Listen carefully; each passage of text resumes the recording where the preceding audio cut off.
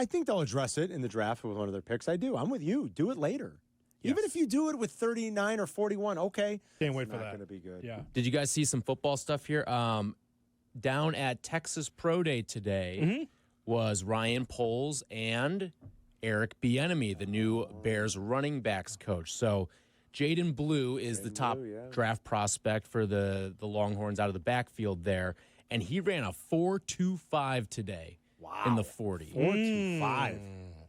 You see, it's not all about. Did he really? Okay, you and I in the meeting agreed that it's okay for the Bears to draft a running back, but more than likely not at 10. I wouldn't do it at 10. Yes. Right, yeah. So now, Jaydon Blue's probably a guy you're not drafting at 39 or 41 either. No, maybe not even at 72. You're not. Agreed. But I guess what I'm saying is that it still wouldn't be top 10. If I got to move up and I feel like I need to get I'm talking about in the second round to the bottom of the first and get something, then go ahead.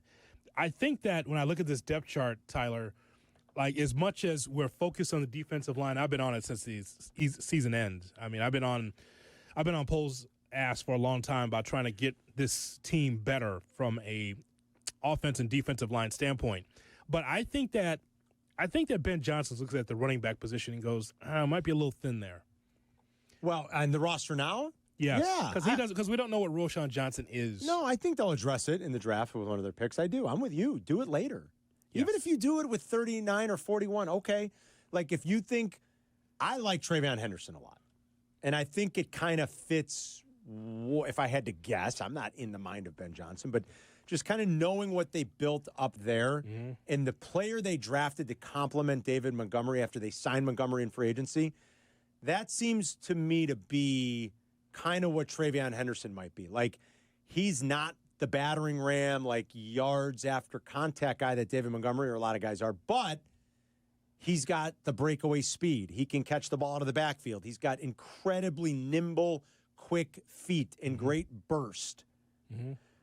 Like, Travion Henderson really interests me, and I wonder if he interests them as much. And if you grab a running back there, okay. If you like Jaydon Blue, and I mean 4.25 is blazing. You want that, you know, if you can, in your scheme with your new O-line, get him into space, and he can run away from guys, and you find him in round 3 or in round 5, like, fine. I'm totally down for that. By the way, one of the other stats from him, not from his pro day, but from the season, 42 catches. Yeah, I mean, so maybe they're down there for a reason, and it's not Matthew Golden. Maybe it's they wanted to get a look at Blue. Sir, is this on the SEC network? Did they air it today? I don't know if these are the Longhorns network. Yeah. Oh, yeah. It's probably on Longhorns. Longhorns have that thing's closed. I think that shuttered that. Did they? I think it shuttered. Did they? I think it is. Did that when they went to the SEC? Did that fold into? I think it shuttered. I don't even know. I believe it is. I want to know whether or not I could watch this, sir, because what you're telling me is something I need to watch. I believe they re-air a lot of these pro days on NFL Network throughout the night. So it looks like he ran twice, Hoodie, 4.25 and 4.28, you guys. Jesus. And I know his 40 time at the combine wasn't great, but he was saying how he had a small tear in his groin. What was it at the combine? Let me find it real quick. But Tyler, what you're telling me is now you're going to give me something to watch when I get home. Yeah. If that's on NFL Network or if that's on the SEC Network, I need to watch that. That sounds amazing. Wow. Because I remember they were airing, like, last year everyone wanted to watch Caleb's pro day. Right. And they put it behind the NFL Plus paywall last year. Oh, did they? Yeah. Wow. And then, but eventually at night, live it was behind the paywall, but at night it was live. So at the combine, if I'm looking at this correctly, 4.38. He ran a 4.38 and he was mad about it. Yeah. You know what?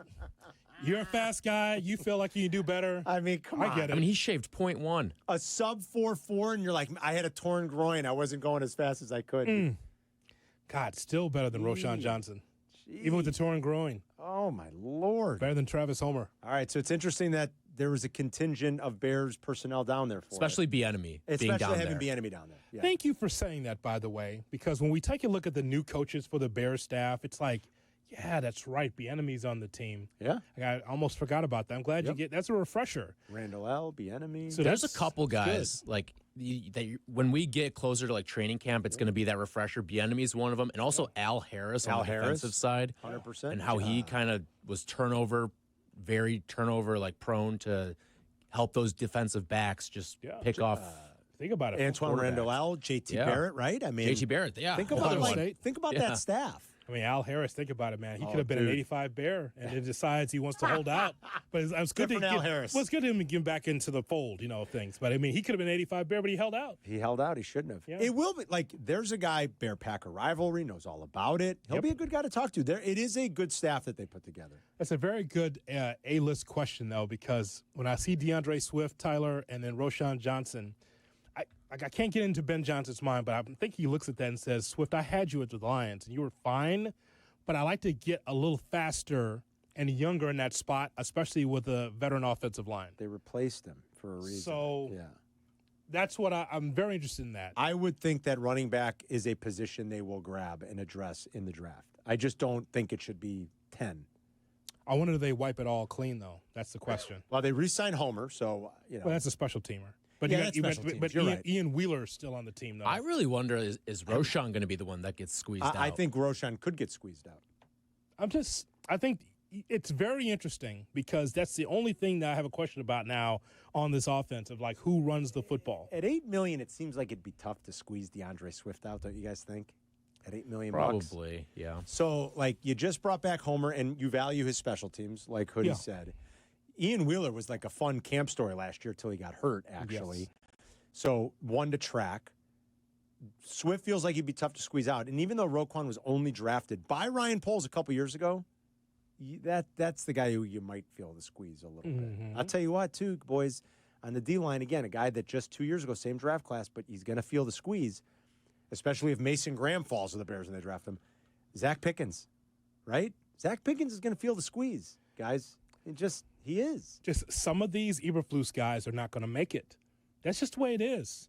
You brought Kramer back, okay, special teamers back up in your offensive line. But some of these guys, Carm, they're just not going to make it. Of course not. Yeah. Tyler Scott could be cut here. Yeah, there's another one who absolutely could be. You got Zacchaeus for a reason. And they signed and Duvernay. And Duvernay. They signed Duvernay and Zacchaeus. That's right. So I just some of these guys that we saw the last couple of years, they just won't make it. And by the way, you're a new coach and new coaching staff. You put it in your own image. Like you mentioned on the defensive line as well. Zach, on my depth chart right here in front of me, Zach Pickens is third behind Grady Jarrett and Andrew Billings. You've got Billings, you've got Jarrett, you've got Dexter, of course, is not going anywhere. What if you do draft another one? So Dominique Robinson and Austin Booker and these guys, they got to prove something. Oh, well, you'd hope. You'd hope Booker does in year 2.